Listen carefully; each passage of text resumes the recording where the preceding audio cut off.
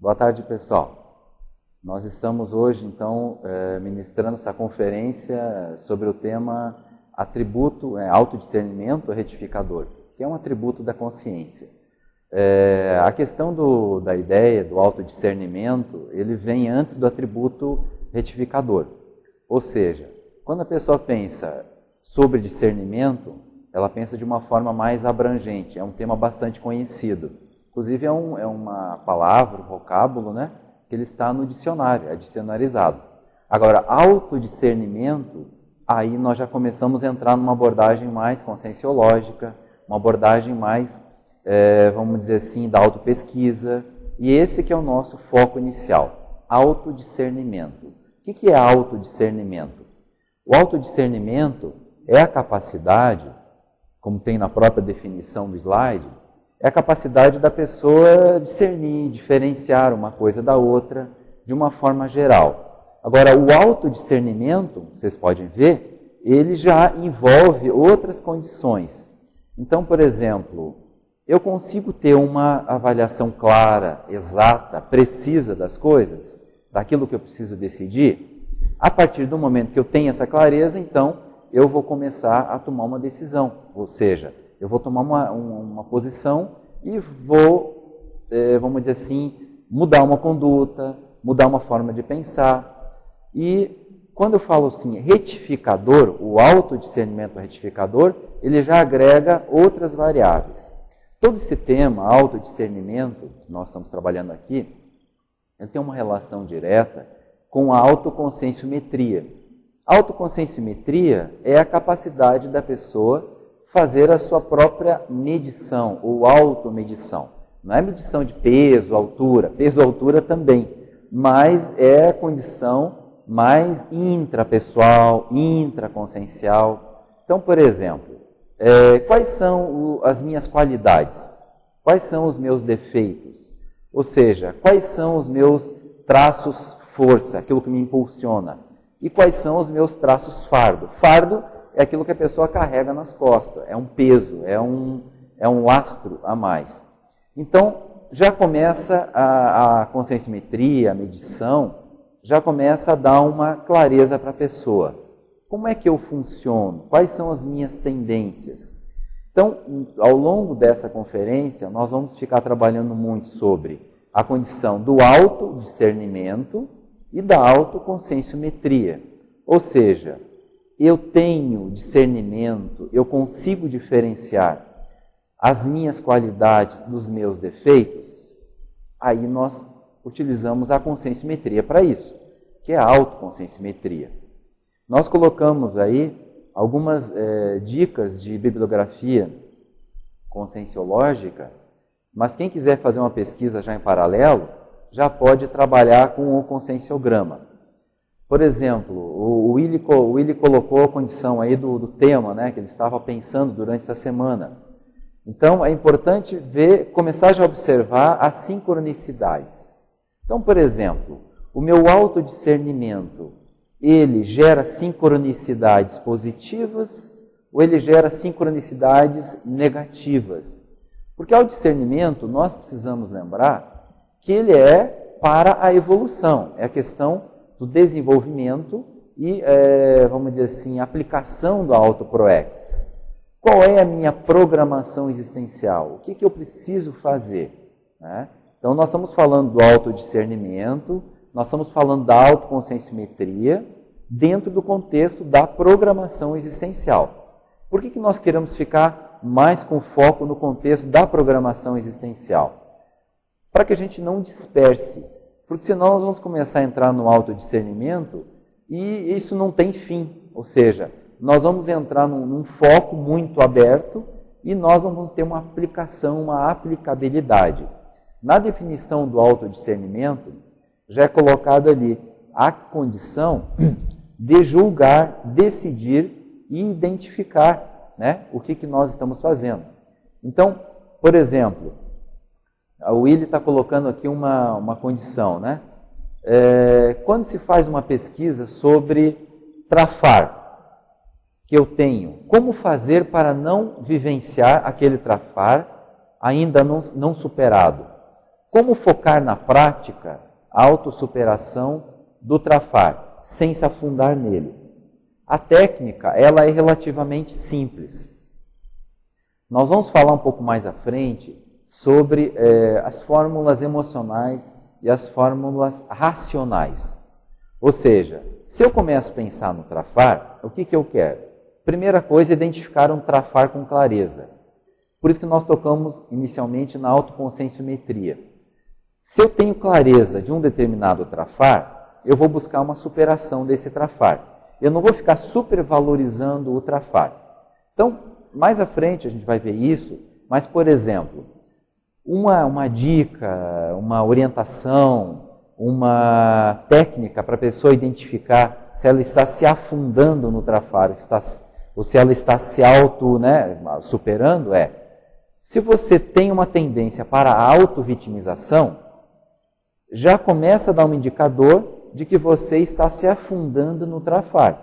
Porque a auto-vitimização, ela não ajuda você a alavancar as energias, a sua motivação para aplicar os trafores. Ao contrário, ela tira energia, ela coloca você numa condição de defesa, numa condição de menosprezo, numa condição de autopunição, e aí então você está se afundando no trafar. Então, a autoconscienciometria, a primeira coisa é ter clareza do trafar. Mas logo em seguida, também identificação e clareza dos trafores. Porque o trafor é que vai fazer você colocar energia no que interessa, colocar energia na prioridade. Então você veja, qual é uma das fórmulas mais sérias do autodiscernimento? É você identificar o trafar e o trafor. E você contrapor o trafar com o trafor. No momento que eu coloco o trafor no foco, o trafar automaticamente ele fica no segundo plano. Ele fica numa condição menos energizada. Porque se você coloca muita energia no trafar, as coisas não funcionam. Nós vamos continuar na segunda transparência, que eu quero pelo menos introduzir a questão do autodiscernimento retificador, que é o nosso tema. Aqui nós não temos a pretensão de extinguir ou finalizar todos os slides. Por quê? Porque tem muito conteúdo, tem muito tema, autoconscienciometria, autodiscernimento, são temas bastante abrangentes, são temas que envolvem muita, vamos dizer assim, a própria vontade da pessoa em superar e buscar essa condição de burilamento do autodiscernimento, porque o autodiscernimento, se você parar e pensar, ele não tem um fim em si. Toda vez tem um autodiscernimento maior. Vamos imaginar aqui, o autodiscernimento de uma consim vulgar, um pré-serenão vulgar. E o autodiscernimento de um ser desperto. É bem diferente, né? Então, aqui a gente está colocando, como foi destacado pelo Rodolfo, a questão do trafor, que é o traço forte, o traço força, e o trafar, que é o traço fardo. É muito importante diferenciar uma coisa da outra. Que, por exemplo, toda vez que a pessoa busca ficar estagnada, parada, estacionada, ela está colocando energia no trafar, no traço fardo. No momento que ela começa a colocar energia para andar, para se movimentar, ela está colocando energia no traço força. Esse é o nosso foco. O autodiscernimento retificador, ele é um traço força. Vamos ver pela definição. O autodiscernimento retificador é a qualificação intraconsciencial, é dentro da pessoa. É a qualificação intrapessoal, intraconsciencial. Já com uma conduta capaz de retificar de maneira cosmoética a conduta da pessoa. Por que nós colocamos retificar de maneira cosmoética? Porque muitas vezes nós estamos convencidos que estamos acertando, mas nós estamos imaturos, nós estamos ainda com uma moral, uma ética um pouco primitiva, Muitas vezes nós ainda temos uma moral e uma ética que é afetada por um sentimento de raiva, por exemplo, por um sentimento de orgulho, por um sentimento de inveja. Então, toda vez que eu tenho essa clivagem eu tenho essa condição de uma ética que ela vamos dizer assim, contaminada, contagiada por uma emoção ainda desequilibrada, eu não estou com a minha cosmoética em dia. Por isso que é necessário retificar, então, esse autodiscernimento. Será que o autodiscernimento do momento que eu estou agora, ele é o máximo que eu posso dar em termos de autodiscernimento? Ou seja, eu já tenho uma cosmoética bem aplicada? Então, isso a gente precisa parar e pensar. E o que nós queremos principalmente com o autodiscernimento retificador? É diminuir os erros e aumentar os acertos. Em linhas gerais, diminuir a atuação do trafar e aumentar a atuação do trafor. Para quê? Para errar menos, para criar menos interprisão grupo kármica, para lesar menos as outras pessoas, para eu respeitar mais o direito dos outros, para eu ver os meus deveres. Ou seja, qual é o meu dever? Meu dever é acertar mais. É uma obrigação? Até certo ponto. Desde que eu não veja uma obrigação como uma punição, que muita gente acha que obrigação é punição. Então eu tenho os meus deveres. Qual é o meu dever? Ser mais assistencial, ser mais interassistencial, vamos aprender mais com os outros, né? E vamos aprender mais conosco mesmo. Então, a todo momento eu posso retificar. Quem usa muito essa palavra, retificar, é a turma da mecânica, né? Muitas vezes você tem uma peça que ela com o tempo, né, de uso, essa peça acaba tendo uma folga, um desgaste. E eu posso retificar. Eu vou para uma retífica e eu vou recondicionar essa peça. Eu vou deixar ela funcionando melhor, porque ela está com alguma folga, ela precisa de um ajuste, um rolamento, muitas vezes ele tem um desgaste, o pneu do carro, muitas vezes ele precisa ser retificado, e as nossas condutas também precisam ser retificadas.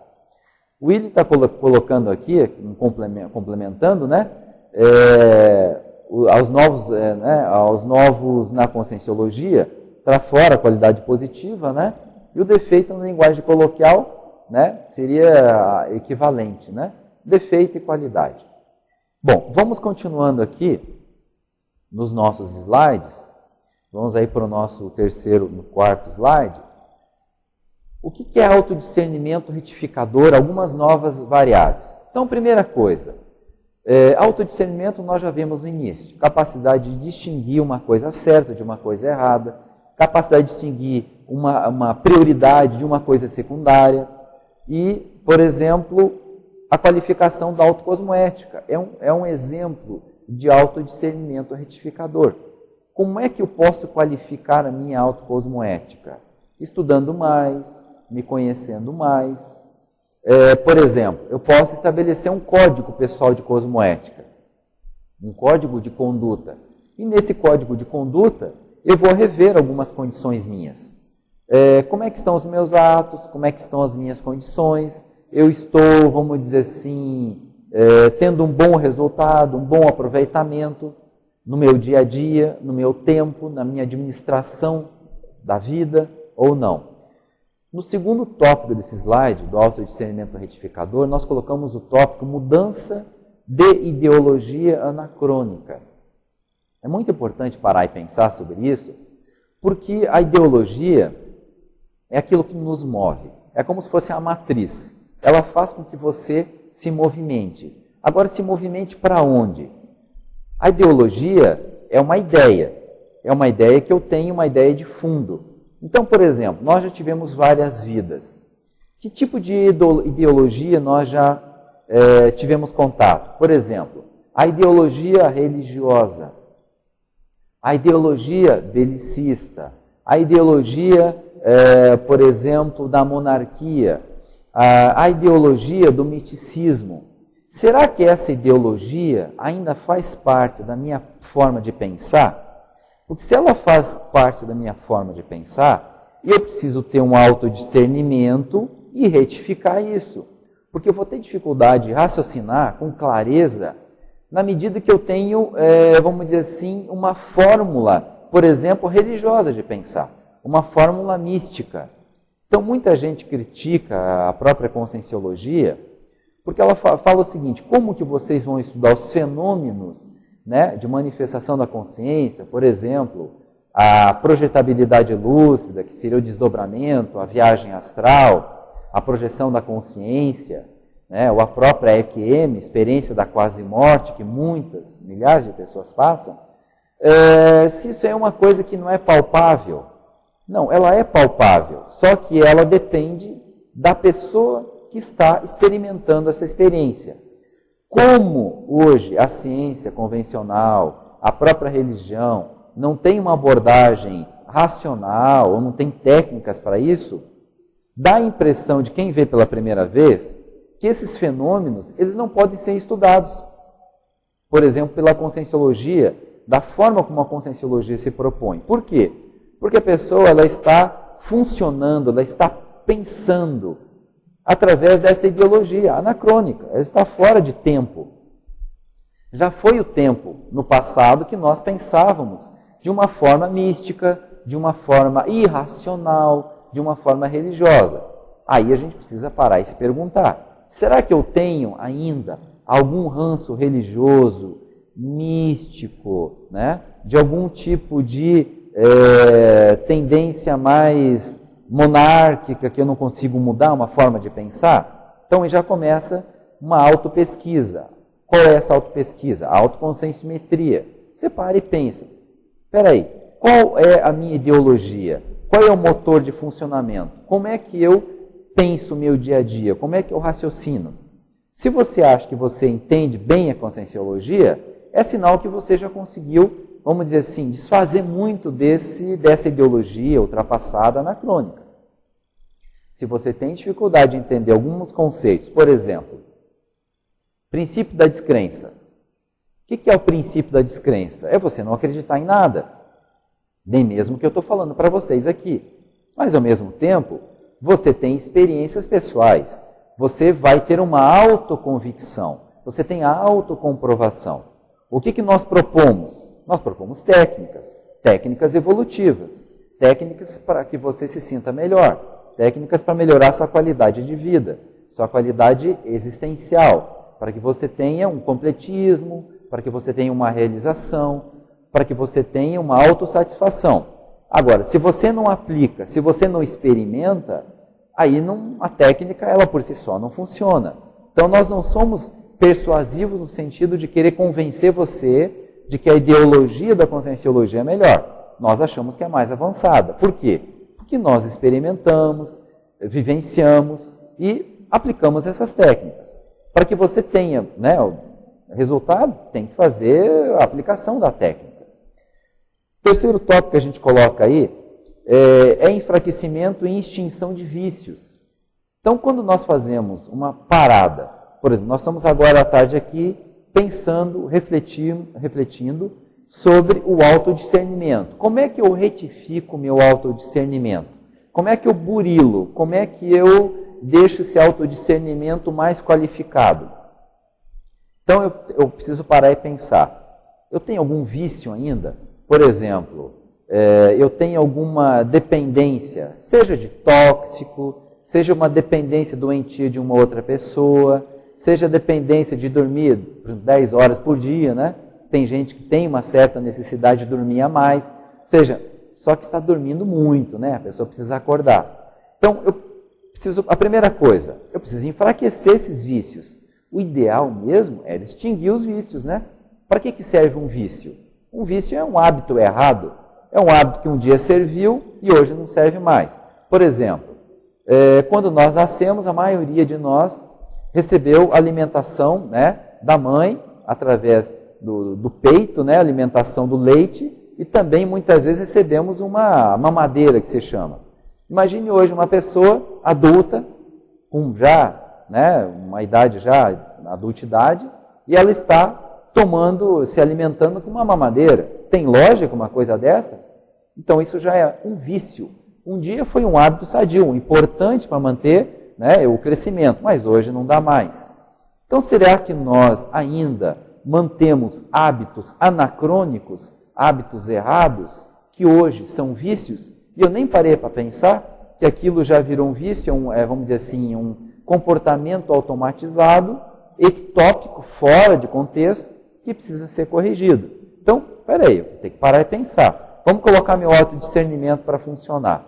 Como é que funciona o autodiscernimento? Eu paro e reflito. Deixa eu ver, esse comportamento está correto? Essa ideia que tu está tendo é a melhor? Que tipo de escolha melhor eu poderia fazer? E aí você corrige. Você pode retificar um vício que você achou que era um hábito sadio e que na realidade é um vício. Vício é prejudicial. Hábito, ele é sadio. É bem diferente uma coisa da outra. E aí vem então a qualificação das escolhas. As escolhas que eu faço, elas estão atualizadas, elas estão de forma equilibradas, são coerentes? Por exemplo, quais as companhias que eu elegi para o meu dia a dia, para a minha convivência, para o meu aprendizado? Onde é que eu aplico o meu tempo? Né? Onde é que eu aplico as horas das minhas atividades? Então, no tópico de baixo, o último desse slide, nós falamos a mudança de companhias, né? Então, aí, o Willi está colocando, né, a condição do tema de pesquisa dele, né? Que é dependências confortáveis, legalmente aceitáveis pela SOCIM, né? Então, ele colocou que esteve pensando, né, em como superar essa questão das dependências confortáveis. Então, a primeira coisa, eu brinco muito, né, eu uso alguns termos, às vezes, que ajuda a pessoa a parar e pensar. Nós temos excessos. Esses excessos, eles precisam, de alguma forma, serem diminuídos. Então, por exemplo, é o excesso emocional, é o excesso, por exemplo, que eu coloquei da carga horária de sono, a pessoa dorme muito, é o excesso de raciocínio vazio, é o excesso, por exemplo, de devaneios. Então, a dica que eu dou é o seguinte: nós precisamos fazer uma lipoaspiração emocional. O que é a lipoaspiração emocional? Nós precisamos dar uma esvaziada nas emoções. No momento que eu penso de uma forma muito emocionalizada, de uma forma muito ainda carregada nas emoções, eu preciso parar e pensar como diminuir esse comocionalismo, porque o resto é consequência. Então pensa, se eu ajo de forma emocional, o meu discernimento ele é baixo. Por exemplo, eu tenho experiência particularmente na superação de certos vícios. É fácil? Alguns são, alguns nem tanto.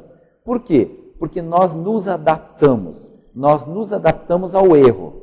E isso se torna um vício que para nós era um hábito. No momento que eu identifico que um comportamento é viciado, errado, eu preciso retroagir. Muitas vezes não é extinguir o vício só, eu tenho que colocar um novo hábito no lugar para tomar conta daquele vício. Por exemplo, a pessoa que é sedentária, ela é viciada. Ela é viciada no quê? Em ficar parada. No momento que eu identifico esse vício do sedentarismo, eu vou ter que criar um hábito de movimentação.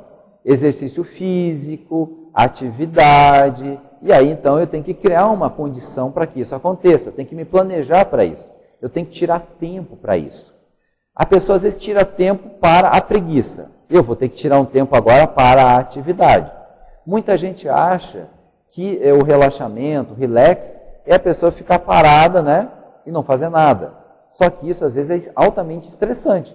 Para o corpo dela é estressante, então a pessoa precisa se movimentar, ter alguma atividade. Dê um exemplo. Tem N condições, são milhares de hábitos que a gente poderia discutir e milhares de vícios também. A gente tem que trabalhar aqui caso a caso. Então, por exemplo, o Willi está colocando aqui, essa identificação de que um hábito é vício entraria na promoção do autodesengano? Exatamente. Um tema que eu trabalho nessa conferência, muito ampassão, um tópico que a gente vai ver, mas já posso adiantar, é a questão do autodesengano. Todo mundo já deve ter ouvido falar, tem até livros que falam sobre isso, que nós temos a tendência do auto-engano. Aquilo que popularmente se fala, né? Me engana que eu gosto. Ou seja, você se auto-engana e você se enrola com você mesmo e fica numa condição de autocorrupção. Você então se vende barato. E no caso do autodesengano, é justamente a pessoa se posicionar. Ou seja, o que é uma pessoa desenganada? Quando você ouve, por exemplo, essa expressão, uma pessoa que está na UTI ou um paciente terminal, geralmente a família comenta, não, ele foi desenganado, o médico desenganou. Desenganou o que é? Não tem saída, né? Tem um diagnóstico claro, geralmente é uma doença, é uma condição terminal e a pessoa está nas últimas. Ou então tem uma clareza de um diagnóstico. O autodesengano é justamente isso. A pessoa parar de se enganar. Como é que então funciona o autodesengano? A pessoa para e pensa, bom, eu já tenho um diagnóstico feito, eu já tenho um autodiagnóstico. Eu sei meus trafares e eu sei meus trafores. Ou sei um trafore, um trafar principal. Ou seja, ela sabe quem ela é, ela sabe como ela funciona. O autodesengano, então, é justamente isso. Eu vou optar por investir numa conduta, num comportamento traforista, num comportamento equilibrado, num comportamento maduro, ou eu vou investir num comportamento desequilibrado, trafarista, doentio, imaturo. Aí usando um termo também coloquial, né? Vou cair na noite, vou cair na gandaia, ou eu vou me movimentar e eu vou então partir para uma coisa mais lúcida, madura, equilibrada. Você veja, o autodesengano põe a pessoa frente a ela mesma. Ela está no espelho olhando para ela mesma. Eu vou então, para que lado? Vou para a direita ou vou para a esquerda? Vou para o trafor ou vou para o trafar? Eu vou buscar companhias mais equilibradas ou eu vou continuar com as companhias desequilibradas? Então, é justamente um autoposicionamento. No último tópico desse slide que nós estamos, eu coloquei a mudança de valores e companhias. Por que mudança de valores e companhias? No momento que eu mudo um valor, que a gente colocou lá da ideologia lá em cima, por exemplo, eu já começo a rever as minhas companhias. Espera aí, mas essas amizades que eu estou cultivando, elas são amizades ociosas, elas são amizades qualitativas, elas estão trazendo rendimentos para mim, para eles, ou é uma coisa totalmente fora de propósito? Então ele está colocando aí uma contribuição do Wise, né? O autodesengano, ato de sair do engano, de tomar consciência de erro em que se estava. Esclarecimento, é justamente isso. É parar de ter uma postura de, vamos dizer assim, se auto-enganar, né? E entrar numa condição mais lúcida. Vamos ver mais um slide aqui, e a gente vai ver essa condição aí da pergunta do Willis sobre, né, uma dúvida. E quanto a mudar companhias extrafísicas, só depende de mudar nossos pensenes? Bom, eu acho que aí não é só mudar os pensenes. Claro, eu acho que o pensene ele é fundamental. A mudança de pensene, ele rege toda a conduta nossa. Mas, por exemplo, mudança de companhia extrafísica, ela tem a ver também com esse tema que nós estamos colocando aqui, autodiscernimento afetivo. Quem quiser pode ver o verbete, pode acessar a enciclopédia da Conscienciologia, ou pode ir no site online, né, das tertúlias da Conscienciologia, e você pode acessar esse verbete. Autodiscernimento afetivo. Então, o que é o discernimento afetivo? Né? É o ato efeito de discernir, de determinar a capacidade pessoal de dominar as próprias emoções por meio das autorreflexões.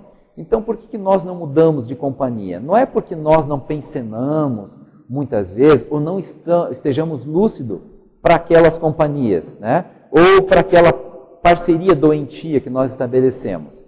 É porque aquilo tem uma dependência afetiva, emocional, nós nos reconfortamos com aquelas companhias, seja extrafísicas ou seja intrafísicas. Isso aí é tudo uma questão de energia, que a gente vai ver um pouco mais à frente. Então, vale a pena parar e pensar, que tipo de conforto emocional essa companhia me traz? Lembra que na psicologia existe um termo chamado compensação. A compensação é justamente você buscar completar alguma coisa que está te faltando. Você tenta compensar. Bom, aquela companhia é ruim, poxa, mas ela me traz um conforto. Sim, mas esse conforto ele tem um custo. Esse custo está valendo a pena? Como é que eu posso, então, equilibrar esse meu autodiscernimento para que ele seja equilibrado afetivamente? E aí está colocado no slide, né, separando com lógica a influência nefasta dos surtos emocionais e das decisões racionais evoluídas. Então eu preciso entender, naquele momento que eu me agreguei àquela companhia, eu estava num surto emocional ou eu estava tomando uma decisão racional? Aí muita gente fala, nossa, mas eu vou romper com uma pessoa, eu vou romper com uma companhia. Romper, às vezes, é necessário. Por exemplo, você conhece um delinquente. Ele comete uma série de atos, né, de delinquência, uma série de atos que lesionam as outras pessoas. Você tem uma convivência com essa pessoa. Se você continuar tendo uma convivência com ela e você não romper com essa pessoa, romper com a pessoa não é matar a pessoa, acabar com a pessoa, ser grossa com ela, né? Mas é você se posicionar e saber que se você continuar com aquela companhia, você está sendo conivente com ela. Você está assinando embaixo. Todo mundo sabe o que significa ser avalista, né? Alguém vai comprar um automóvel, uma casa, ou vai buscar uma locação, e você assina um contrato. Caso aquela pessoa não cumpra, né, aquelas cláusulas, é você que vai pagar. A mesma coisa são as companhias. Você tem um contrato de relacionamento com aquela pessoa, pelas energias que você convive com ela. Se ela comete um ato, né, delituoso, um ato que gera consequências negativas para as outras pessoas, até certo ponto você é um avalista, você está assinando embaixo, você é um cúmplice. Então é muito importante parar e pensar sobre essa questão de companhias. Eu vejo que muitas decisões que nós deixamos de tomar em relação à qualidade das companhias, ela tem esse componente afetivo, um componente emocional. Ou seja, eu parei de raciocinar, eu entrei num surto emocional, num surto afetivo, numa carência, e aí eu me acompliciei com determinadas pessoas, com determinadas companhias. Então veja, nós sempre partimos de uma coisa mais complexa, como ele colocou. Eu preciso mudar um pensene? Sim, é importante. Só que muitas vezes essa mudança de pensene, ela é o top, ela é o ponto central. Mas nós podemos ter ações anteriores que elas já vão preparar essa mudança pensênica, que pode levar a uma mudança de todo o conjunto de manifestação da pessoa, a partir desse pensene. Mas em primeiro lugar tem que parar e pensar. Eu tenho alguma carência afetiva muito grande? Eu tenho uma carência emocional muito grande? Essa carência emocional está perturbando a minha reflexão, o meu autodiscernimento? Se eu tenho que parar e resolver isso. Aí eu posso buscar ajuda. A gente vai ver mais à frente algumas condições técnicas, instituições, que a gente pode buscar ajuda. O final, nós comentamos desse slide, é o pré-desperto atento investe no conhecimento e domínio da afetividade sadia, ou seja, a anti-emocionalidade. O que é a anti-emocionalidade? A pessoa não agir o tempo todo de forma emocional. Por exemplo, se você pegar um sub-humano, um cachorro, um cão, ele tem uma ação bastante emocional. Se você bater o pé, ele sai correndo. Se você fizer alguma coisa, ele fica magoado. Todo comportamento corporal, né, do cachorro, ele demonstra que ele está constrangido, ele está afetivamente abalado. Nós não podemos agir da mesma forma, até porque nós temos um equipamento muito mais sofisticado, nós temos instrumentos racionais muito mais avançados.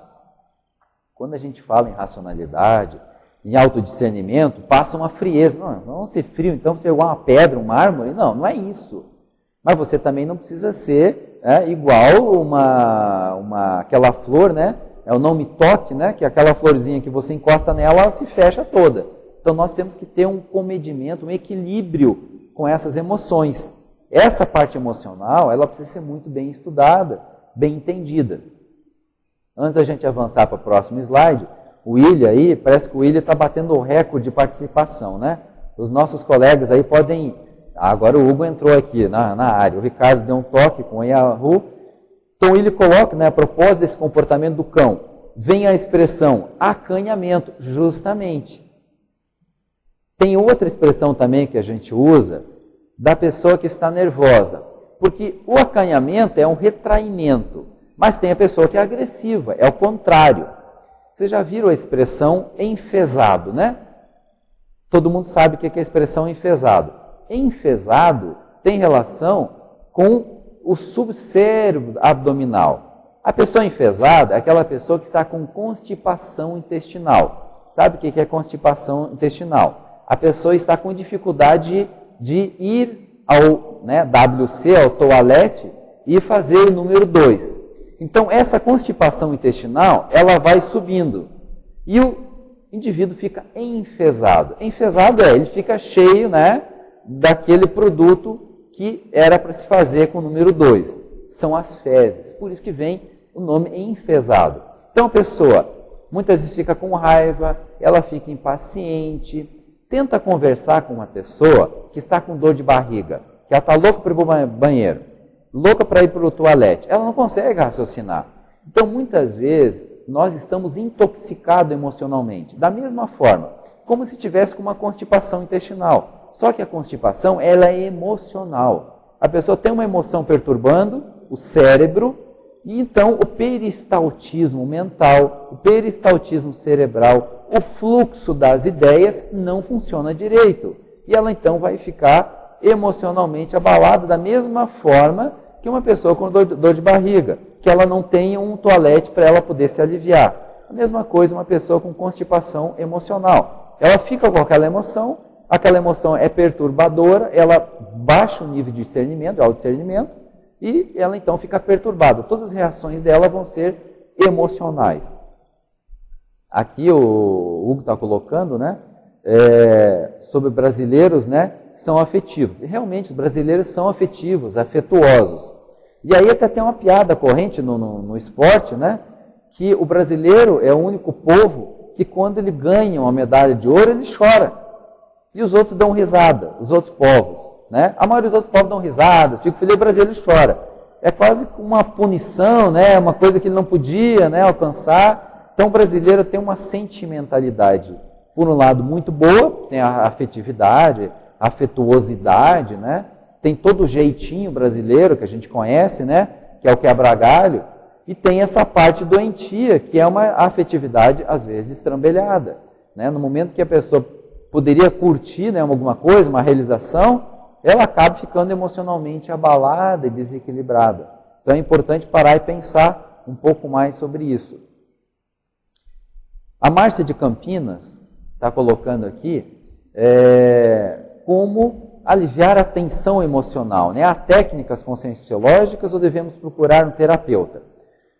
Bom, eu sempre digo o seguinte, a primeira coisa é a intencionalidade. Eu tenho intenção de melhorar? Eu tenho intenção de ficar mais equilibrado, mais tranquilo emocionalmente? Tenho. Bom, vou tentar dar conta sozinho, ok? Então aí tem higiene mental, às vezes um hobby, umas férias, um lazer, uma leitura, um cinema, um repouso. Você vai buscar várias técnicas. Não funciona? Vamos entrar na terapia. A terapia aí pode ser um psicólogo, pode ser um psiquiatra, pode ser um consciencioterapeuta. Nós temos várias alternativas. O importante é a pessoa, em primeiro lugar, autodiagnóstico. Eu estou com uma tensão emocional. Eu preciso resolver isso aí. Quero resolver? Aí muita coisa já começa a se encaminhar. A própria intencionalidade da pessoa querer melhorar, de buscar uma condição melhor, uma qualidade de vida melhor, já é 50% do caminho andado. Já começa a criar sincronicidades favoráveis para que as coisas se resolvam. Mas vamos buscar ajuda. Eu já fiz consciencioterapia, já fiz terapia, já busquei ajuda com conscienciometria, amigos, companheira, Vamos buscar ajuda, vamos conversar, vamos tentar resolver a questão. O Willi está colocando aqui sobre o autodiscernimento afetivo, na escolha do parceiro. O parceiro é uma coisa bastante séria, dupla evolutiva. Então ele escreveu entre aspas, porque está na fatologia do verbete autodiscernimento afetivo. Realmente a dupla evolutiva é muito importante. Tanto é que é colocado que a dupla evolutiva ela abre a condição do maxi-fraternismo. Há muita gente fala, nossa, maxi-fraternismo é uma coisa muito avançada, né? A grupalidade. Como é que a dupla evolutiva vai me abrir, né, a porta para o maxi-fraternismo? A condição é bem simples. Se eu convivo bem com a pessoa que está do meu lado, eu posso expandir essa convivialidade sadia para outras pessoas, para outros grupos, de uma maneira crescente. Como é que eu vou dizer que eu me dou bem com um grupo e vou ser maxi-fraterno, se eu não me dou bem com a pessoa que está do meu lado? É uma coisa contraditória. Então aí entra o autodiscernimento energético. O que é o autodiscernimento energético? Tem a ver com a condição de dupla evolutiva. Ou seja, a pessoa, né, que tem o autodiscernimento energético, ela busca dinamizar a autovivência cosmoética, né, dos fenômenos parapsíquicos, que são catalisadores da autoproex, da programação existencial. Então, no momento que eu tenho autodiscernimento energético, eu sei que aquilo que eu penso, ele é externalizado pelas energias. As pessoas que convivem comigo, estão ao meu entorno, e as consciências também, vão perceber essas energias. São energias de acolhimento, são energias de abertismo, são energias de interação, são energias de gratidão ou são energias de reclamação? Energia daquela pessoa que sempre fica pedindo mais para ela, ou ela é mais doadora. Na dupla evolutiva, uma coisa fundamental é a questão da doação. A dupla, ela é complementar. Uma pessoa complementa a outra, uma ajuda a outra naquilo que tem para se ajudar. E isso aparece nas energias. Quando a gente coloca a questão da assistência, do acolhimento, do autodiscernimento energético e afetivo também, porque as coisas estão, né, engrenadas, integradas, é porque as energias, elas externalizam o nosso comportamento. Então, por exemplo, eu tomei uma decisão, está em nível de pensene, só os meus pensamentos. Eu pensei, eu preciso encontrar uma determinada pessoa para conversar com ela. Isso já vai gerar um pensene, ou seja, as minhas energias, elas vão caminhando, elas vão ao encontro daquela pessoa. Se as minhas energias são positivas, o meu pensamento é equilibrado, eu tenho discernimento energético e afetivo nesse pensene, as energias já começaram a funcionar e o meu comportamento já é externalizado, as minhas energias já foram, já é um comportamento. Muitas vezes a gente tem dificuldade de entender que o comportamento não é um ato físico só. O comportamento ele começa antes. É o comportamento mental, é o comportamento pensênico.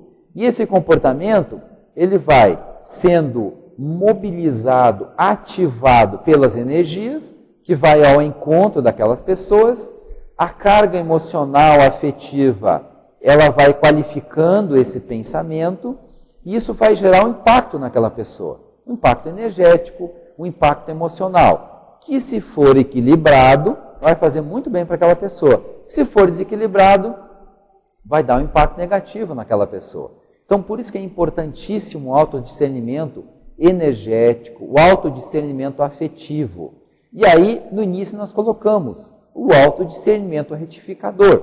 Ou seja, se eu tenho noção, eu tenho clareza de que o meu autodiscernimento, ele é energético, ele é afetivo, eu posso retificar os meus comportamentos. Ou seja, eu posso estar parado aqui, imobilizado, sem qualquer movimento físico, mas eu estou pensenizando. Ou seja, eu estou pensando, eu estou sentindo e eu estou emitindo energia. Igual uma lâmpada, igual um energizador, igual por exemplo, um aquecedor de uma casa. Imagina você, está numa casa fria, o inverno, 0 graus, e você liga o aquecedor. O que acontece? Te dá um conforto, porque você sai daquela sensação térmica negativa, né? Aquela sensação vamos dizer assim, de desconforto, porque começa a ficar um ambiente mais aquecido.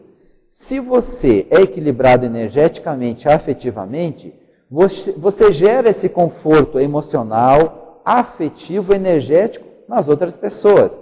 Esse é o campo de energia que se fala. Isso é o holopensene da pessoa. Isso é a força presencial. Então, se eu tenho um autodiscernimento retificador, eu vou retificar as minhas condutas com as pessoas. A minha conduta vai melhorar. Por quê? Eu vou me equilibrar afetivamente, eu vou me equilibrar energeticamente. Ao invés de eu ficar reclamando, eu vou tentar ajudar. Ao invés de eu ficar me auto-vitimizando, eu vou mudar a minha conduta. Ao invés de buscar uma autopunição, eu vou buscar uma autossuperação. Ou seja, espera aí, como é que eu posso ficar melhor? Como é que eu posso conviver melhor comigo?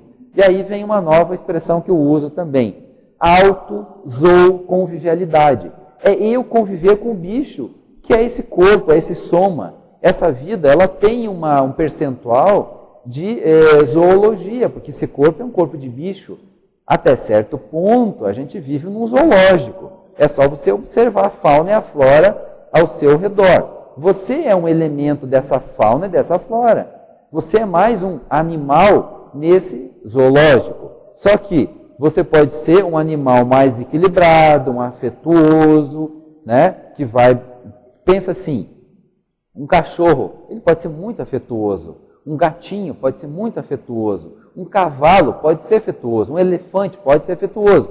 Mas ele pode te dar um chute, um cavalo pode te dar um coice, o elefante pode te dar uma trombada, o cachorro pode te morder, o gato pode te arranhar. É o mesmo gato, é o mesmo cachorro, é o mesmo elefante, é o mesmo cavalo. Agora, existem cavalos e cavalos, elefantes e elefantes. Você é o quê? Que bicho você é? A pergunta que eu faço também para mim. Né? Aí vem mais uma condição aqui do Willi. Para complementar, o autodiscernimento energético também é um verbete da Conscienciologia. Sim, todos eles são verbetes. O autodiscernimento afetivo é um verbete da enciclopédia do Survaldo. O autodiscernimento energético é um outro verbete. Existe um verbete específico sobre autodiscernimento. Aliás, quem quiser, entra na enciclopédia, digita autodiscernimentologia. Nós temos mais de 45 verbetes falando sobre autodiscernimento.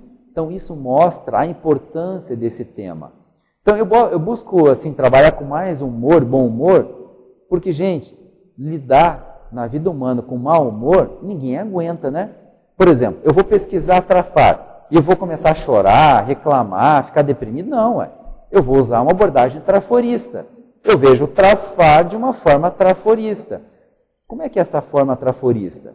Eu tenho um trafar. Eu já sei que eu tenho trafar. Ao invés de ficar deprimido que eu tenho um trafar, eu vou buscar autossuperação. Ou seja, o meu trafor é da autossuperação. Então, primeiro, o trafor é do autodiagnóstico. Meu autodiagnóstico está preciso? Eu sei que aquele é um trafar? Ok, agora eu vou buscar autossuperação. Abordagem traforista. Eu não vou mais ficar pensando naquele trafar, me comiserando, né, me enterrando, cavando um poço cada vez mais profundo. Né? Essas são técnicas passadas, das nossas ideologias passadas. Essa técnica da autopunição é a técnica religiosa, ela não ajuda nada, ela não funciona. A autopunição é a autocorrupção. Por quê? Eu piso no pé de alguém hoje, ou no meu mesmo, aí eu vou me punir, né? Eu vou usar o silício, né? Eu vou usar um chicote, vou me punir. Aí amanhã eu faço de novo. Não resolveu nada. Então isso não funciona. A técnica da autocorrupção já é uma técnica mais sofisticada, já é a técnica, por exemplo, da turma do sangue azul, né? Da realeza, da monarquia, né? Ela não vai mudar. Imagine, eu não sou errado, eu sou perfeito. Eu e Deus, né? Eu e o serenão, como o pessoal fala, né? Somos um amigo íntimo, né? Estudamos na mesma escola. Então é claro que a pessoa não vai mudar. Ela vai continuar errando porque ela está convicta que ela é perfeita, ela está correta. Então a ideologia religiosa e a ideologia monárquica da realeza, né, da aristocracia, já não funciona mais. Lembra que nós estamos no 3º milênio, né? Nós estamos na era da evolução da consciência. Nós já estamos com um nível de informação, de conhecimento evolutivo bastante importante. Então a gente precisa, né, aplicar isso. O Willi está colocando a condição da autozooconvivialidade, né? É o neologismo do Val, não, esse é meu mesmo. Esse pelo menos eu não lembro do professor Val ter colocado, mas a gente usa muito na conscienciometria isso. Porque da mesma forma que eu coloquei autopunição e autocorrupção, nós também não podemos nos esquivar da nossa realidade consciencial. Por que as pessoas sofrem quando fazem um autodiagnóstico? porque tem dificuldade de ver a realidade, seja a realidade das qualidades ou seja a realidade dos defeitos. E aí então ficamos no auto-engano. Quando eu coloquei a condição do auto-desengano, é justamente isso. O auto-desengano é, vamos cair na real, vamos cair no realismo da nossa consciência. Temos qualidades e temos defeito. Deixar tudo do jeito que está, você não ressalta nem trafor, nem trafar, nem qualidade, nem defeito. Você mistura uma coisa com a outra. Imagina, você vai fazer uma comida, um almoço, você pega todos os ingredientes saudáveis, tudo correto, e coloca água contaminada para fazer o almoço. Você estragou tudo. Ou seja, você misturou trafor com trafar. Então nós precisamos ter claramente qual é o tipo de nutrição consciencial que nós queremos continuar tendo. É uma nutrição contaminada, né, contagiada por o trafar, ou nós vamos começar a separar essa autonutrição mais traforista e vamos tirar esses elementos intoxicadores, esses elementos que nós confundimos remédio com tóxico, né? Ou seja, você pega um fármaco, o fármaco ele é para te trazer saúde, equilíbrio, ele é um tipo de remédio, como uma terapia é um tipo de remédio. No momento que eu mudo a dose, que eu altero, ele já se torna tóxico. Então deixou de ser remédio para ser uma droga. O trafar, ele é uma droga. Ele é um tipo de vício, igual a uma droga. Só que ele não é químico. Às vezes pode ser até ser químico.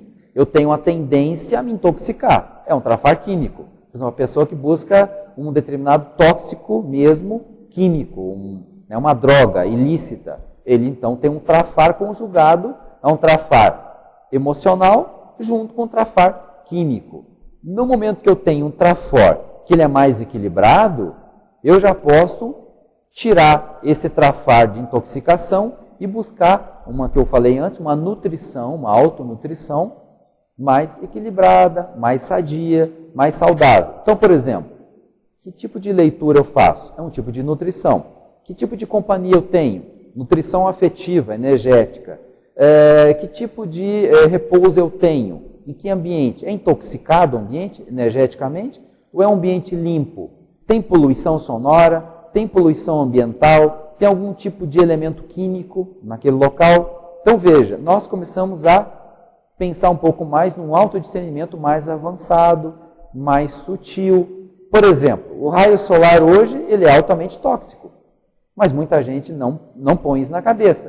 Ou seja, não põe o chapéu na cabeça, não é isso? O anti-UV. Por quê que faz isso? Sabendo que é tóxico. Está se punindo, está se autodestruindo, tem uma autossabotagem, então aí entra o autodesengano. Eu tenho que me desenganar. Ué, o que está acontecendo? Eu vou ter que partir para uma coisa mais clara. O Willi colocou aqui a condição do fenômeno parapsíquico mais relevante que você já viveu. Está perguntando para mim, qual o fenômeno parapsíquico relevante que eu mais vivenciei? O fenômeno que eu vivenciei, para mim, foi projeção mesmo, que eu tive antes de conhecer a Conscienciologia. Né? Foi um fenômeno que eu experimentei e que me chamou muita atenção, mas que eu não sabia o que era, nem para o que servia. Eu fiquei com essa informação durante uma década, para depois descobrir qual era a utilidade desse fenômeno. Então, a projetabilidade lúcida, ela é fundamental para a pessoa ter um nível de autoconsciência maior. Mas nós temos muitos fenômenos. Por exemplo, a exteriorização de energia, quando a pessoa sente, já é um fenômeno bastante importante, porque ela vai sentir o retorno desse fenômeno, ela vai sentir o impacto que ela vai vivenciar. Nós vamos avançar aqui mais um slide e nós vamos comentar sobre os otimizadores do autodiscernimento. Então aqui nós colocamos a qualificação e otimização do autodiscernimento, dicas e técnicas. Né? Então nós já colocamos a evitação dos autoenganos, afetivos, energéticos, emocionais. Quem sabe esse, gente, seja um dos principais autoenganos nossos. Faltou autodiscernimento. Eu fiz escolhas afetivas erradas, eu fiz escolhas energéticas erradas e, automaticamente, emocionais erradas. Então, por exemplo, a pessoa muitas vezes, ela escolhe alguma coisa, mas ela está abalada emocionalmente, como foi colocado anteriormente. está de alguma forma intoxicado, está com algum, vamos dizer assim, algum problema, abalo emocional, ela não vai raciocinar direito. É necessário pensar, eu estou auto-enganado, eu tenho que mudar isso, eu tenho que alterar essa condição. Um outro ponto também que nós colocamos uma técnica aí que eu comentei com vocês no início, por exemplo, você está com um problema, você precisa buscar ajuda. Não, você não precisa buscar ajuda só porque você está com um problema. Você está bem, você quer melhorar mais. E você vai buscar ajuda para melhorar mais. Então nós não precisamos buscar ajuda só porque nós estamos doentes. Nós podemos buscar ajuda porque nós queremos ficar mais saudáveis. Então aí é um outro paradigma, né, vamos dizer assim, de autoajuda. Uma ajuda mais saudável. É claro que não é conduta padrão. A maioria das pessoas busca ajuda quando está com problema. Então, por exemplo, a Conscius. A Conscius é uma instituição especializada, uma instituição conscienciológica, especializada na conscienciometria. Então, quem tiver curiosidade, interesse em pesquisar a conscienciometria, conscienciograma, autoconscienciometria, consyncobaia, autodiagnóstico conscienciométrico, o inventário, que tem muito nesse slide, a gente comentou bastante nesses slides sobre o inventário, que a gente vai comentar alguma coisa, pode buscar Conscius. Já a pessoa que está buscando uma terapia conscienciológica, ela vai então até a OIC. A OIC é a instituição especializada em consciencioterapia. E vai te dar toda a orientação terapêutica com abordagem conscienciológica, multidimensional, energética, desassediadora, né? Multidimensional. E nós temos um campus hoje que é especializado na temática da consciencioterapia. Então, quem estiver precisando pode buscar ajuda aí na OIC. E também temos a Apex, né, da qual nós estamos, né, falando aqui, comentando sobre esse tema do autodiscernimento retificador, que aliás é um tema do balanço existencial, que vai ocorrer agora no início de março, e quem tiver interesse vale a pena.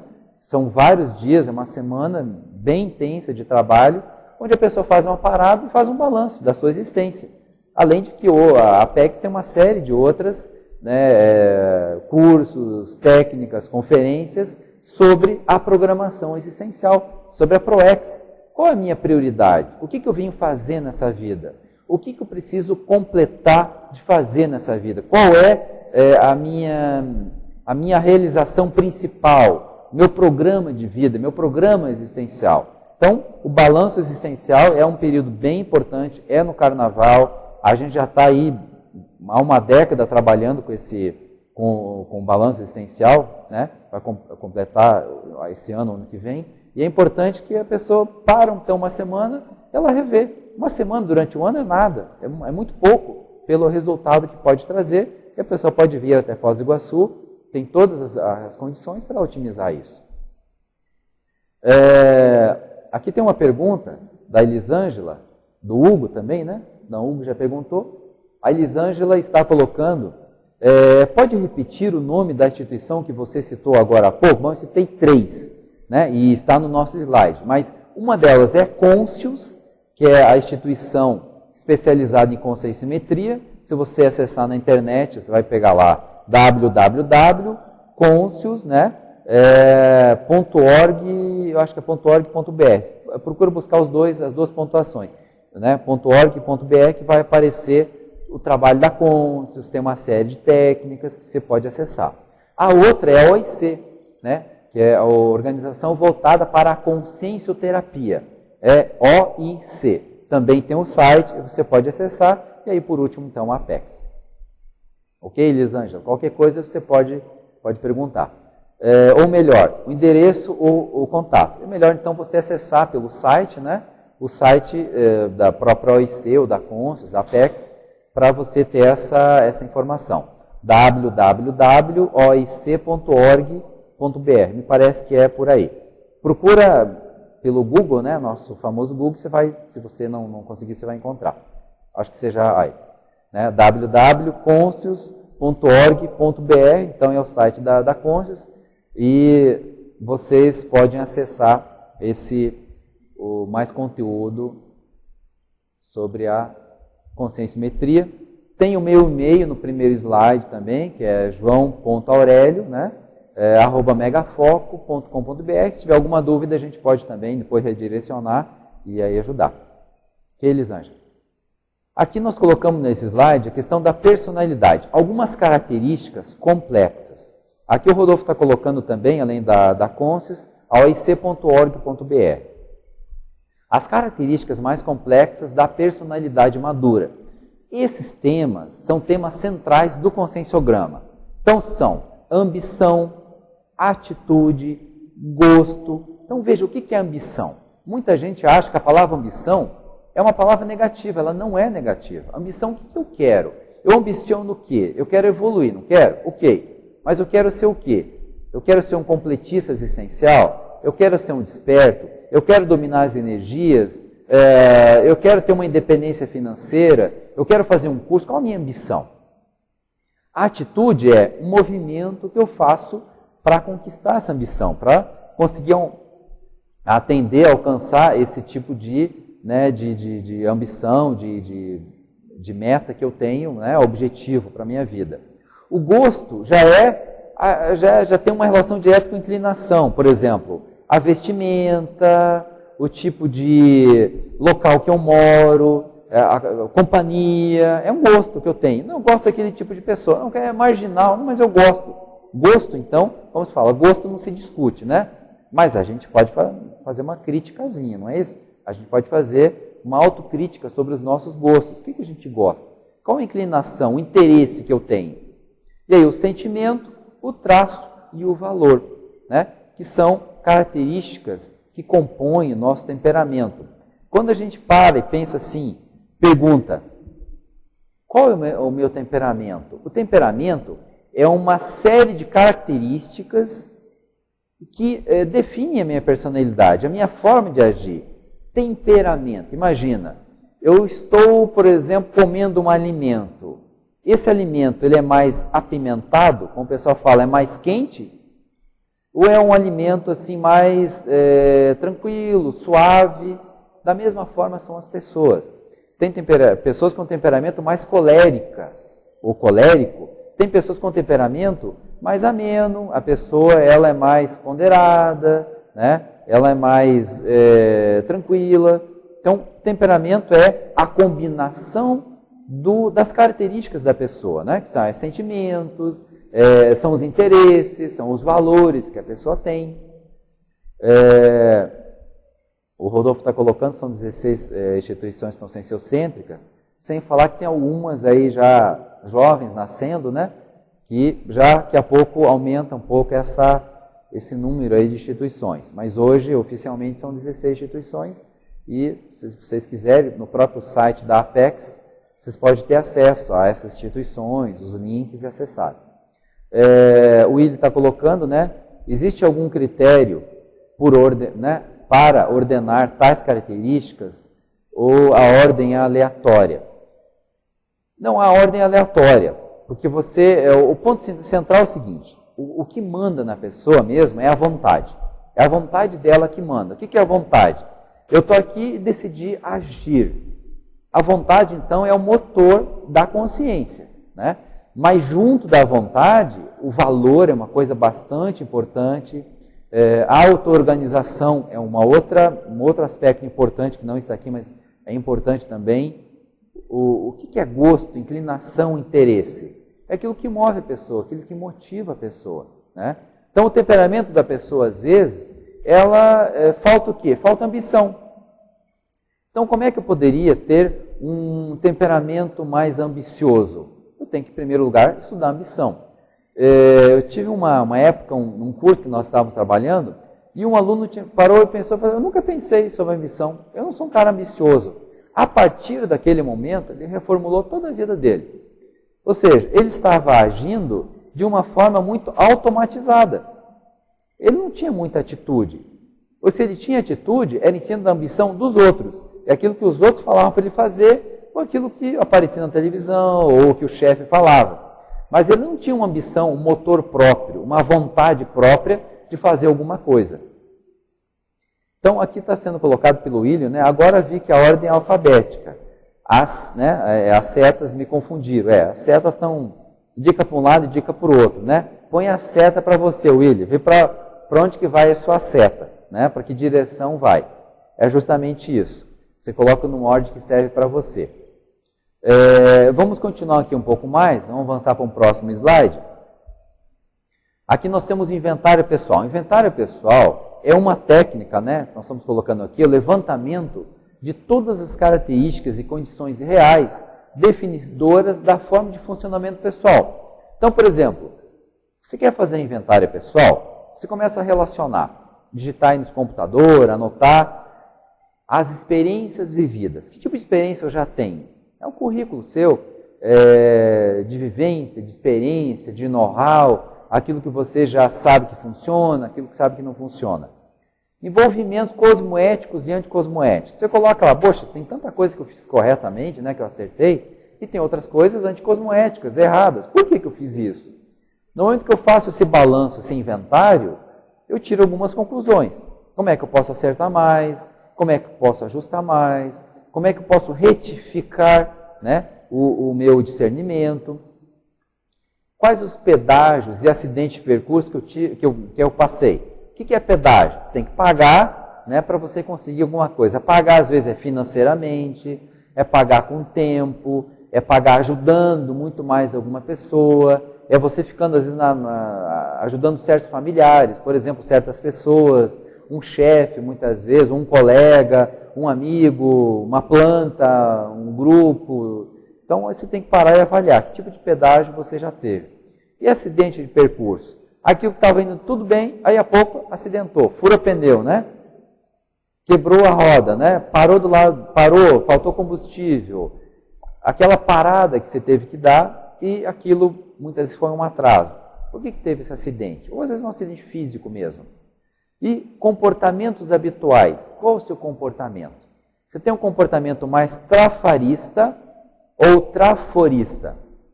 O trafarista é aquela pessoa que sempre está aquém. Por exemplo, comportamento trafarista. Pessoa que só reclama. Você gostaria de ficar do lado de uma pessoa que só reclama? Não, né?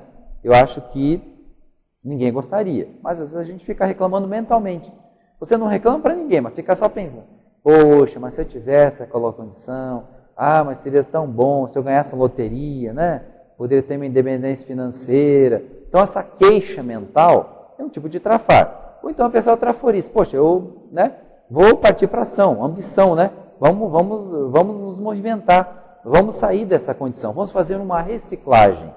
Vamos fazer uma reciclagem intraconsciencial. Vamos retificar certos traços que eu tenho que eu posso aproveitar melhor. E aí, então, a gente pode avançar um pouquinho mais. Vamos para o nosso próximo slide, que ele também fala um pouco mais da autoconscienciometria e também do inventário pessoal. Então, veja, nós falamos do inventário pessoal, que é o relacionar uma série de condições. Eu estou dando uma pincelada sobre inventário pessoal. Se você tiver interesse sobre inventário pessoal, entra em contato com a Conscius, no site que nós já citamos, que isso vai te esclarecer um pouco mais. Então veja, autoconscienciometria é a capacidade de avaliar de forma realista as características e comportamentos da própria consciência. Observe, gente, que é autoconscienciometria. Eu fazer a medição sobre a minha pessoa, sobre os meus atos, sobre os meus comportamentos, sobre as minhas atitudes, sobre os meus interesses. E você fazendo o mesmo com você. Por isso que é autoconscienciometria. E observe que nós colocamos a palavra realista. A gente vê que muita autoconscienciometria feita, ela não é realista. A pessoa está se menosprezando, se desvalorizando, colocando coisa a menos, ou muitas vezes inflando, né? Inflacionando, colocando um ego muito fora da realidade. Então, autoconscienciometria, a pessoa precisa ter uma clareza da autoimagem.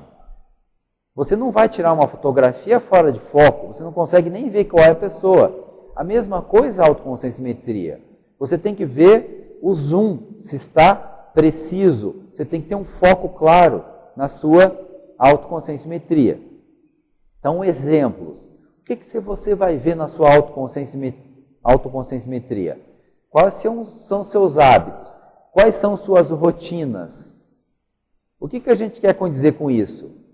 Qualidade e prioridade. Hábito e rotina tem que ter qualidade e prioridade. Você tem que fazer aquilo que é o mais importante, o mais relevante, aquilo que vai trazer mais resultado. Se não está trazendo, mude a rotina. Você vai ter um hábito mais sadio. O hábito sempre pode ser mais qualificado. Por exemplo, você tem um perfil mais doentio, por exemplo, seu temperamento é mais para surto, idiosincrasia, piti, né? Sabe o que é o piti, né? A pessoa que chuta o balde, né? Chuta o cachorro, chuta a dupla, dá cotovelada, dá mordida no outro, seja energético, emocional ou literal. Ou é um perfil mais equilibrado, com condutas mais sadias, seja uma FEP, o resultado da sua ficha evolutiva pessoal, né, que é a FEP, ficha evolutiva pessoal, o resultado da sua ficha é positiva, te mostra que você tem uma perspectiva melhor, mais equilibrada. Então é importante observar. Eu vou fazer uma autoconscienciometria. Qual a primeira coisa que tem que ver? Hábitos, a primeira coisa. E segundo, o meu temperamento, ele é equilibrado ou ele é doentio? Porque a pessoa, às vezes, ela é super racional, mas aconteceu qualquer fato, ela fica irracional na hora. Ela perde a racionalidade. Por isso que o autodiscernimento retificador é justamente separar e ver, peraí, eu sou uma pessoa predominantemente positiva, equilibrada, com bons hábitos, mas, eventualmente, eu perco as estribeiras, eu saio dos trilhos, eu passo em cima dos outros. Como o pessoal fala assim, dá uma tratorada, né? Passa o trator em cima do outro, o rolo compressor, vai e volta, se acaba com as outras pessoas. Então, o que está acontecendo? Por que eu estou desequilibrado? Voltar para aquela faixa, ou de preferência, não sair para o desequilíbrio em momento algum. O outro dado dentro da autoconscienciometria do inventário pessoal, os registros pessoais e a progestiografia regular, com datas e horários, é muito importante. Por quê? Muitas vezes você acorda pela manhã, tem uma ideia diferente, e você não registra. Aí passa um mês, 2, acontece aquilo. Aí você não tem registro. Você, pô, será que eu tive uma clareza nessa percepção? O que eu quero trazer? O parapsiquismo, ele é feito de detalhes. São muitas vezes ideias que nós captamos, inspirações que nós temos, o amparador que dá alguma ideia. Se você não registra com dia, data, horário, contexto, como é que você vai pesquisar isso depois? É muito importante para a autoconfiança. As pessoas, às vezes, não têm autoconfiança porque elas não registram, elas não têm memória. E aí ela fica em dúvida se aquilo lá teve, não teve, foi um sonho, não foi. No momento que você registra, as coisas vão se clareando. Outra coisa, deixe claro para você quais são os seus trafores, seus traços-força, suas qualidades, aquilo que você conta. Como é que se identifica um trafor? É alguma coisa que você já desempenhou, tem um comportamento, tem um ato que você desempenhou. Por exemplo, a pessoa que anda de bicicleta, ela tem um trafor. Que trafor é? O equilíbrio. Ela não vai andar de bicicleta se ela não tem equilíbrio. Então, você pensa, eu tenho equilíbrio? Ah, não tem. Não, mas eu ando de bicicleta. Se eu ando de bicicleta, eu tenho equilíbrio. Vocês estão entendendo como é que nós podemos identificar um trafor? Através de um ato, de um comportamento, de uma realização. Se eu não registro isso, eu fico em dúvida se eu tenho aquele trafor ou não. Né? E assim, eu trouxe um exemplo bem simples, mas nós temos vários exemplos bem complexos e podem ser extrapolados através dessa metáfora. Um trafar, a mesma coisa. Não, eu sou uma pessoa muito ponderada. Aí você anotou um dia lá, tal dia eu agredi tal pessoa. Então você não é tão ponderado assim, você está agredindo os outros. Está faltando ponderação. Né? Então é importante registrar trafores, qualidades e defeitos com os atos correspondentes. Aí você não tem dúvida disso. Por isso que ele é realista. E aí o trafal é um traço faltante, um trafor faltante. Qual o tipo de trafor que eu gostaria de ter? Então muitas vezes a pessoa fala, poxa, eu poderia ter uma comunicabilidade melhor, eu gostaria de ter uma liderança melhor, eu gostaria de priorizar mais as coisas, eu tenho dificuldade de priorizar. Outra pessoa, às vezes, é indisciplinada. Ela tem uma organização, mas ela não mantém aquela organização, porque falta a rotina da disciplina. Então, é importante você identificar esse traço que está faltando e você aplicar isso na sua vida, né? E aí, as recins marcantes. Quais são as reciclagens intraconscienciais que você fez que foram marcantes? Mudanças ao longo da vida. Pega aí a sua idade cronológica. Tem lá 3 décadas de vida, 5 décadas de vida, 2 décadas de vida. Quais são as reciclagens que você já fez? Que você acha que são marcantes e importantes? Aí você coloca. Aqui a Rogiana de Santa Catarina fazendo uma pergunta. Como posso fazer o autoconscienciograma se não consigo fazer uma autoanálise imparcial? Olha, Rogiana, fazer autoanálise imparcial é difícil para todos nós. Você tem que começar. Você pega uma folha, você entra no site da Conscius, ou você passa o e-mail para mim, passo toda a técnica da autoconscienciometria para você, e você vai começar a responder conscienciograma. Na medida que você vai respondendo, você vai tendo mais experiência, e você vai desenvolvendo, então, um hábito da autoanálise com mais precisão. E você vai ficando cada vez mais imparcial. Você vai buscar feedback dos outros também. Você vai pegar um amigo, uma pessoa que conhece você, e vai ver, fulano, eu estou me avaliando aqui, mas estou com uma dúvida. Você acha que eu tenho esse trafor? Você acha que eu tenho esse trafar? E aí, então, você vai ajustando, ficando cada vez mais imparcial. O Hugo está perguntando sobre a religiosidade, até uma fase da vida é trafar. Assim, eu acho que a religiosidade é trafar de uma forma geral, mas numa fase inicial, muitas vezes, a pessoa precisa. O duro é a pessoa saber que a religião já não é mais útil para ela e ela continua se corrompendo na religião. Ela já pode mudar de patamar, ela já pode subir de degrau, ela já pode... A mesma coisa a pessoa que ela está, por exemplo, no ensino fundamental. Ela já é adulta, mas ela está no ensino fundamental porque ela gosta dos coleguinhas. Não tem mais, né? Não tem lógica isso aí. Então a pessoa precisa mudar de grau, de escolaridade, de aprendizado. A religiosidade é mais ou menos isso. O Paulo está perguntando o seguinte: gostaria de saber se os slides que você está usando ficarão disponíveis para download. Sim, ficarão disponíveis para download. Você pode baixar todo esse material, se tiver dificuldade, passa e-mail para a Apex ou para mim mesmo, que a gente manda sem problema nenhum. Mas vai ficar disponível isso aí para download. A Rosiana voltou aqui perguntar alguma coisa. Nesse caso de não se conseguir ter uma análise imparcial de si mesmo, há a necessidade de ajuda de um consciencioterapeuta para responder o conscienciograma? Não, quem ajuda a responder o conscienciograma é o conscienciometrologista, que é o conscienciômetra, né? Que é o especialista em conscienciometria. A consciencioterapia já tem uma abordagem terapêutica. O conscienciograma já é uma abordagem mais de metria, de medição. Já a consciencioterapia, ela é de terapia, ela é terapêutica. São duas coisas, vamos dizer assim, complementares, mas são bastante específicas. Então, é o conscienciômetra que pode te ajudar nesse sentido. Voltando aqui para a manifestação habitual, fica uma pergunta para vocês se fazerem. Você tem uma manifestação habitual traforista ou trafarista? Você é traforista ou trafarista? Você é neofílico ou neofóbico? O que é o neofóbico?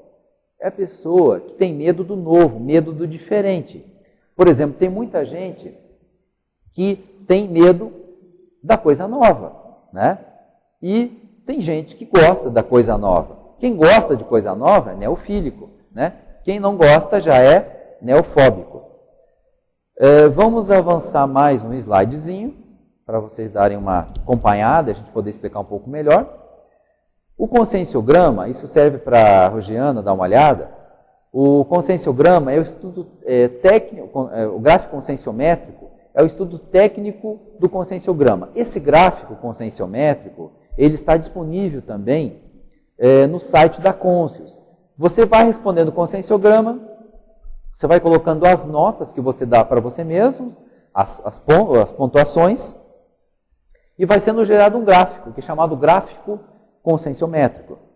Nesse gráfico você tem as notas, você tem as pontuações que você está tirando, e você visualiza como é que você está. O gráfico ele é autoexplicativo. Na medida que a pessoa vai tendo notas mais altas, o gráfico ele vai tendo mais conteúdo, né? Na medida que a pessoa tira notas mais baixas, o gráfico vai ficando sem conteúdo. Então já mostra que está faltando conteúdo, experiência, maturidade, vivência.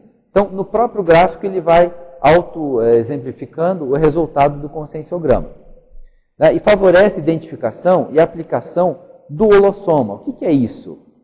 O gráfico conscienciométrico, que ele é uma ferramenta do conscienciograma, ele vai te dar uma noção. Como é que você está lidando com o seu corpo humano? Você está se dando bem com ele? Você está mantendo o seu corpo saudável ou não? A mesma coisa das energias. Você está conseguindo se manter equilibrado energeticamente, ou você pode otimizar? Você usa técnicas bioenergéticas, você tem o domínio bioenergético, ou você ainda precisa desenvolver mais? A mesma coisa com o psicossoma, que são as emoções. Você está conseguindo obter mais sentimentos elevados, ou você está sendo levado pelas emoções, né? Pelo sentimentalismo, pelo comocionalismo. E aí, por último, o mental soma, a racionalidade. Você está conseguindo ser mais racional, mais equilibrado, está conseguindo pensar direito. E aí a gente volta para autos ou convivialidade. Nós somos um animal racional. No momento que eu não uso a racionalidade, eu sou um animal, subhumano total. Eu não tenho nenhuma diferença de uma zebra, de um leão, de um cachorro, um gato, essa é a mesma coisa, porque eu não estou sendo racional. Então é importante a gente avaliar, e o conscienciograma dá essa noção, a pessoa inteira, o corpo humano, as energias, as bioenergias, as emoções e sentimentos e a parte racional e a conjugação dessas variáveis. Então isso aponta o autodiscernimento real. Eu vou saber se eu sou realista se eu conseguir ter uma avaliação mais inteira. Por isso que é importante avaliar o conscienciograma, né? Que ele tem, a gente vai ver, 2.000 questões que te dá uma noção. A gente colocou aqui no slide 2.000 facetas de manifestação da consciência para dar uma visão mais ampla da consciência. Então aí, o que o conscienciograma favorece? Além da avaliação do corpo humano, das energias, das emoções e da racionalidade. Ele favorece a avaliação dos atributos conscienciais. Vocês lembram que nós começamos colocando sobre autodiscernimento retificador. O que é isso? É um atributo da pessoa, mas nós temos os macroatributos. O conscienciograma, ele tem 1.200 perguntas relacionadas à liderança, comunicabilidade, priorização, coerência, consciencialidade e universalidade. Então, o que o professor Valdo fez? Ele pegou esses macro temas, esses 6 temas, e fatiou em 1.200 facetas. Então, 1.200 facetas da consciência, da pessoa, do ser humano, da consim, da personalidade, 1.200 facetas são esses 6 temas: liderança, comunicabilidade, priorização, coerência, consciencialidade e universalidade. E 800 facetas é do slide anterior, ou seja, é do holossoma. Soma, energossoma, psicossoma e mental soma. Então a pessoa ela vai ter uma visão bastante ampla e detalhada da personalidade dela, pegando os atributos conscienciais, que são esses 6 que nós estamos vendo aqui, e são somados com os outros que nós vimos anteriormente. A Márcia Carvalho, de Campinas, está colocando para os interessados. Há uma teleconferência com dicas por uma conscienciômetra para iniciar o estudo do livro Conscienciograma. Então, e o Rodolfo está colocando, né, que, lembrando que as gravações estão no site da Apex. Né, essas gravações estão no site da Apex. Então, quem quiser pode buscar essas teleconferências e vai se informar melhor sobre a questão da autoconscienciometria, sobre a conscienciometria, sobre o conscienciograma. Lembrando, gente, que o conscienciograma, ele segue o modelo dos serenões, Homo sapiens sereníssimos. Ele não é um modelo de personalidade convencional, humana, de pré-serenão e nem de desperto. Ele é uma avaliação mais completa e mais ampla da consciência. A gente sempre deixa uma pergunta, né, para todos nós, para mim, para vocês. Você, com sim, né, pessoa, está motivado para se autoconhecer? E aí eu coloco para vocês, existe outra hipótese? É possível não se autoconhecer? Tem alguma outra alternativa? Será que alguém vai prospectar, vai acessar a nossa realidade e nos esclarecer melhor do que nós mesmos? É muito difícil, né? Nós temos coadjuvantes, nós temos pessoas que nos ajudam. Por exemplo, um consciencioterapeuta pode nos ajudar muito. Um professor, um orientador da Apex pode nos ajudar sobre a ProEx? Um proexista, um proexólogo? Pode. Mas ele não vai entrar dentro de você e, né, identificar certas características. A mesma coisa um conscienciômetro. Então é importante a gente parar e pensar sobre esse autoinvestimento, que é o autoconhecimento. Resultados interassistenciais. Identifique, gente, quais são os conteúdos maduros intraconscienciais e qualidade dos resultados que você fez em termos de interassistência, que você promoveu. Né? Quais os conteúdos cosmoéticos que você conquistou? O que você já tem? Avalia, registra isso. Isso vai te trazer mais segurança para as suas ações evolutivas. Então, o trafar importante mas não fique preso nisso. Ele está colocando aqui, o Hugo está colocando que existem robôs atraentes, né? Existe de tudo, né? Até lixo é atraente, mas você tem que saber fazer suas escolhas, né? Vamos avançar mais um pouquinho. Eu coloquei para vocês aqui mais um slide, depois vocês podem ver com calma, né? Sobre algumas estratégias traforistas, né? Tem uma série de estratégias aqui, muitas a gente já viu. Vamos aqui mais para umas dicas finais, né?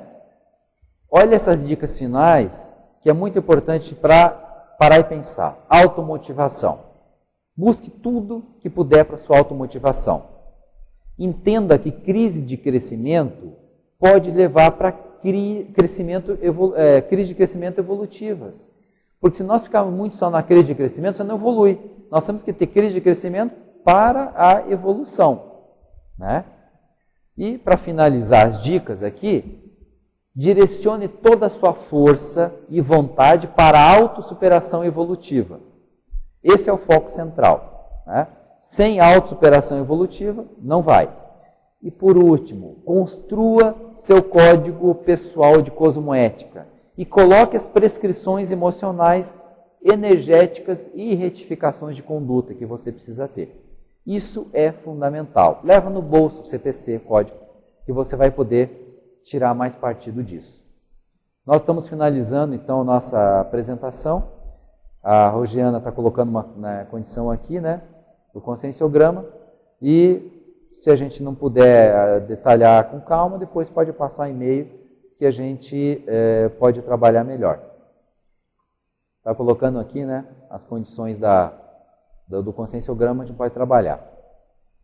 O Rodolfo está colocando um recado, né? Após o término da palestra, vamos informar a próxima conferência e fazer a divulgação do balanço existencial. Então, fique no ar que vai ter uma divulgação do balanço existencial. Né? O Willi está perguntando, né, se foi publicado algum artigo sobre o assunto. Não necessariamente, o único artigo que nós temos é sobre autoconscienciometria mesmo.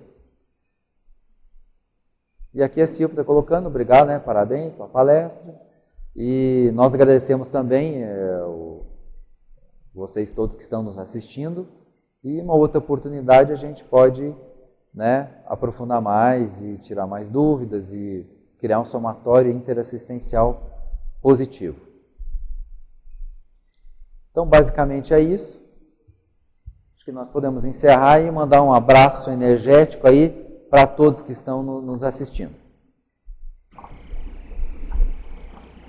Ok, muito obrigado, João Aurélio, pela apresentação, pela conferência realizada aqui no estúdio EAD do CAEC para a Apex Internacional. Inclusive, né, o professor João Aurélio né, ele é da Consus, né, então quem tiver interesse, né, em saber mais informações, inclusive eu sou um dos alunos, né, dele, do curso Fundamentos, muito legal, com 5 Baia também, então realmente vale a pena participar. Bom, eu queria informar a próxima conferência da Apex será sobre administração do tempo e programação existencial. Será com a professora Cecília Alderich e vai ser no sábado que vem, às 15h30. Estão todos convidados, nós estamos, se não me engano, com 24 participantes online. E também gostaria de informar sobre o Balanço Existencial de 2011. O Balanço Existencial é um evento que ocorre todo ano durante o período do Carnaval. Já estamos na 9ª edição do Balanço Existencial. E gostaríamos de passar aqui os objetivos do balanço para que você possa também se identificar e mesmo participar desse curso. O objetivo do balanço existencial é realizar o seu próprio balanço existencial pessoal, ou seja, analisar os seus erros, as suas conquistas, os seus acertos, as suas pendências também. O segundo objetivo é levantar as necessidades suas do ego, grupo e polikarma, identificar obstáculos pessoais para a execução da Proexis, utilizar os recursos pessoais para aproveitamento das oportunidades evolutivas. Hoje foi muito falado aqui sobre Trafor, Trafar, né, o Trafal também. E o objetivo principal de elaborar um projeto existencial pessoal. Quer dizer, você sai do balanço já com um projeto existencial. É uma atividade bastante interessante. Então, do dia 5 de março a 8 de março de 2011, vocês estão convidados. Maiores informações no site www.apexinternacional.org/balanço. Lá você tem acesso aos vídeos, às informações e todo o cronograma do curso. Muito obrigado e até sábado às 15h30.